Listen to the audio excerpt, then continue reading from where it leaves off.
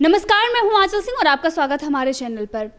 राजस्थान में अशोक गहलोत को बहुत बड़ा झटका लगने वाला है, क्योंकि उन्हीं के गुट के नेता हैं प्रशांत बैरवा, जिन्होंने ये दावा किया है कि अशोक गहलोत के पास उनके जो खेमे में विधायक हैं उसमें भी अभी बहुत सारे ऐसे विधायक हैं जो सचिन पायलट के संपर्क में हैं और वो उनकी अभी भी बड़ाई कर रहे हैं। यानी कि प्रशांत बैरवा ने जो दावा किया है कि 45 विधायक सचिन पायलट के गुट में होते अगर वो हमसे संपर्क कर रहे होते। तो इस वक्त जिस तरीके से वो सचिन पायलट की तारीफ कर रहे हैं, ये दिखा रहा है कि जब सत्र बुलाया जाएगा उस वक्त अशोक गहलोत को बहुत बड़ा झटका लगेगा। अभी समय है, उससे पहले कहीं मुकर भी सकते हैं, क्योंकि जिस तरीके से वो याचिका वापस लेना हो या तमाम तरीके की चीज़ें कर रहे हैं, ये दिखाई दे रहा है कि अशोक गहलोत मुश्किल में पड़ रहे हैं। इसी विषय पर चर्चा के लिए हमारे साथ हैं राजनीतिक विश्लेषक पवन त्यागी। सर, आपका बहुत बहुत स्वागत है। जी सर, एक तरफ जो दावा किया है प्रशांत बैरवा ने अशोक गहलोत के ही गुट के हैं, पहले सचिन पायलट के, लेकिन वो वापस आए, तो ये देखा जा रहा है कि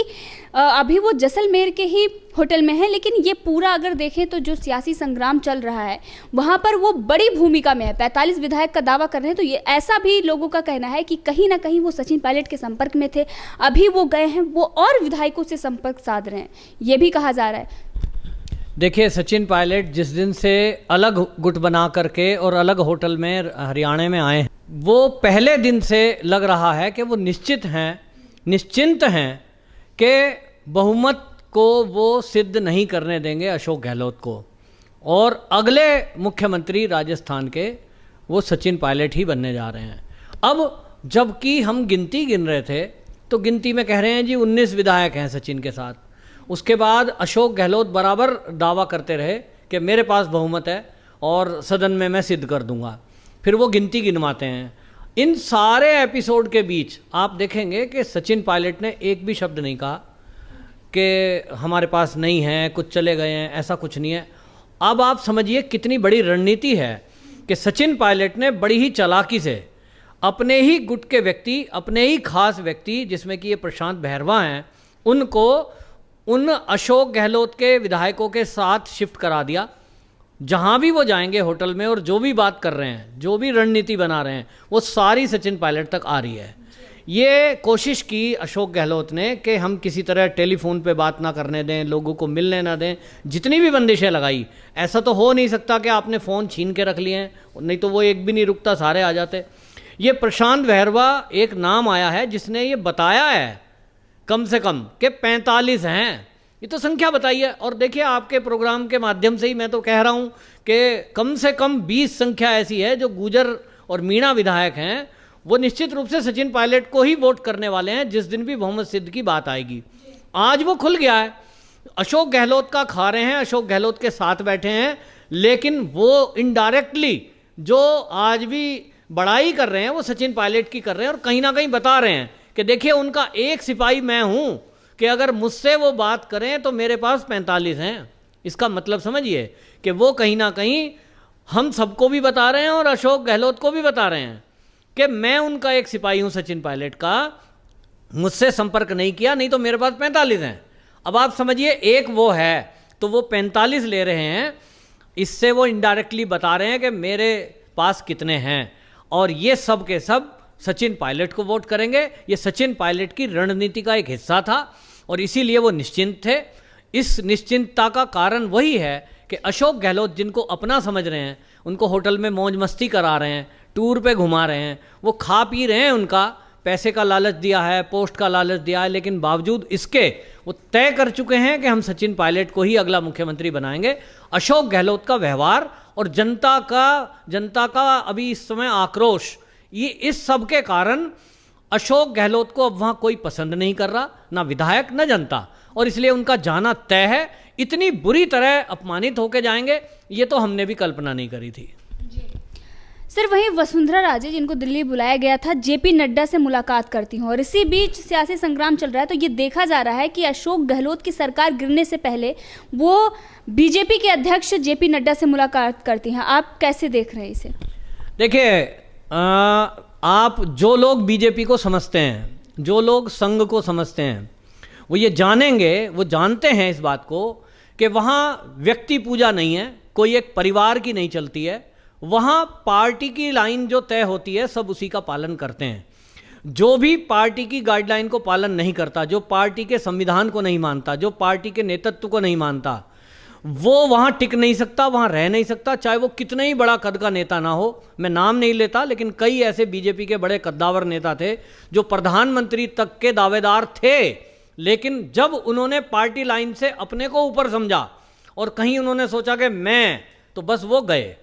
और इसलिए ये जो वसुंधरा राजे सिंधिया हैं, ये कोई अडवाणी और जोशी जी से बड़ी नहीं है, ये एक राज्य तक सीमित है। ये जो भी हैं, इनका आधार राजस्थान में कुछ राजसी घराने में जन्म लिया, इसलिए हो सकता है 10, 15, 20 विधायक कहीं इनके पास होंगे, लेकिन ऐसा नहीं है कि ये इतनी बड़ी हैं कि अब देख लिए चुनाव में इनके पास क्या रहा कि इनके आधार पर वहाँ सीटें तो नहीं मिल पाई बीजेपी को, इनकी वजह से हानि हुई, और ये इन्हें पता होना चाहिए और पता है।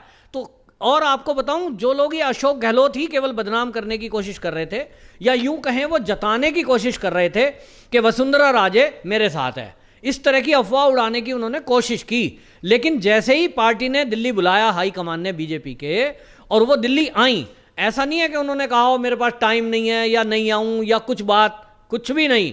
उन्होंने पहले भी कहा था कि मौन बहुत सारी चीज़ों को कहता है। मौन थी, समय आने पर बोलना है, और बोलना कब है ये पार्टी तय करेगी। जेपी नड्डा जी से मिलना माने पार्टी अध्यक्ष से मिलने के लिए जो आना है, वो आगे की रणनीति बनाने के लिए मिली हैं। और मैं आपको बताऊं, जैसे आपने प्रशांत बहरवा की बात की, मैं आपको दावे से कह सकता हूं ऐसे बहुत सारे विधायक अभी और हैं जो वसुंधरा राजे सिंधिया के चाहने वाले हैं, उनके गुट के हैं, और उन मतलब गुट मतलब बीजेपी के बेशक ना हो, वो कांग्रेस के होंगे, लेकिन वो चाहने वाले वसुंधरा राजे के हैं, वो भी अशोक गहलोत के साथ हैं। और रणनीति जहां तक बनी है दिल्ली में बैठकर जेपी नड्डा के साथ वसुंधरा राजे सिंधिया की, वो 14 तारीख को लेकर बनी है। और 14 तारीख में ऐसे बहुत सारे विधायक होंगे जो अभी खा रहे हैं, गा रहे हैं, अशोक गहलोत का ऊपर से दिख रहा है, लेकिन वो वसुंधरा राजे के कहने पर वोट करेंगे तो सचिन पायलट को करेंगे, माने विरोध में वोट करेंगे और सरकार गिराने का काम करेंगे।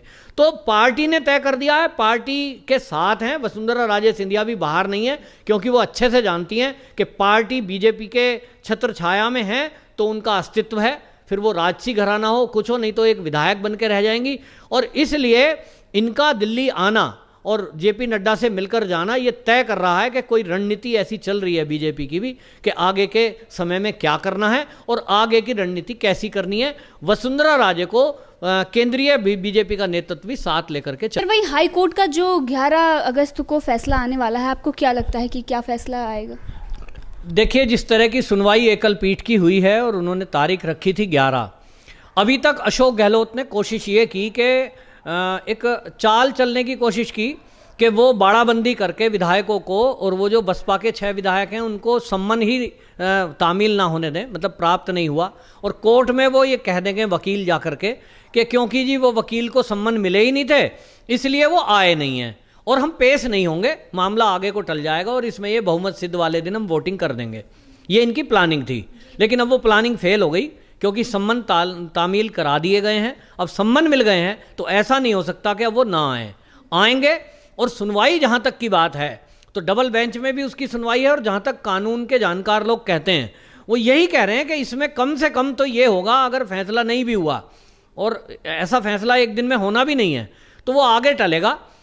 लेकिन इस मामले में उनको वोट डालने का अधिकार शायद ना मिले। ये कोर्ट का मामला है, कोर्ट में तय होना है, लेकिन मेरा एक अनुमान है कि शायद उनको वोट डालने का अधिकार नहीं मिलेगा। तो 40-45 जो ये कम पड़ रहे हैं, ये जो अभी बहरवा जी ने कहा, प्रशांत ने, कि 45 मेरे साथ हैं, मैं कह रहा हूं कि वो वसुंधरा राजे सिंधिया के भी कुछ चाहने वाले लोग वहां पे हैं, और इसी बीच में ये 6 तो वोट डाल ही नहीं सकते।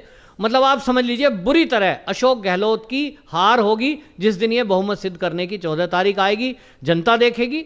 मैं अभी भी कह रहा हूं कि इससे पहले अशोक गहलोत को चाहिए कि ये अपमान होकर के निकले, खुद ही अपने आप इस्तीफा दे दे तो उनकी इज्जत बची रहेगी। जी, आपका बहुत बहुत धन्यवाद। अब देखते हैं राजस्थान की राजनीति में जिस तरीके से अशोक गहलोत बुरे फंस गए हैं, चाहे वो याचिका वापस लेना हो या तमाम तरीके की चीज़ें जो कर रहे हैं, इससे ये दिखाई दे रहा है कि अशोक गहलोत कितनी मुश्किल में है और उन्हें समझ नहीं आ रहा है कि आगे उनको क्या कदम उठाना चाहिए। और इसी के चलते जो प्रशांत बहरवा ने जो दावा किया है, इससे ये साफ नज़र आ रहा है कि जो विधायक जैसलमेर में बैठे हुए हैं उसमें भी वो सचिन पायलट के ही समर्थक हैं। और 14 तारीख को जब सदन में वो पेश होंगे तो वो सचिन पायलट के साथ में जा सकते हैं। इससे पहले भी कई तरीके की चीज़ें सामने आ रही थी और इसीलिए बाड़ेबंदी भी की गई थी। यहाँ तक कि अशोक गहलोत ने जो पाबंदियाँ लगाई हैं वो इसी को देखते हुए लगाई हैं। यहाँ तक कि उन्होंने आपस में बात करने से भी मनाही कर दिया, यानी कि 2 विधायक आपस में बात नहीं कर सकते, अगर बात करना है तो वो सबके सामने कहेंगे। तो इससे ये चीज़ें दिखाई देती हैं।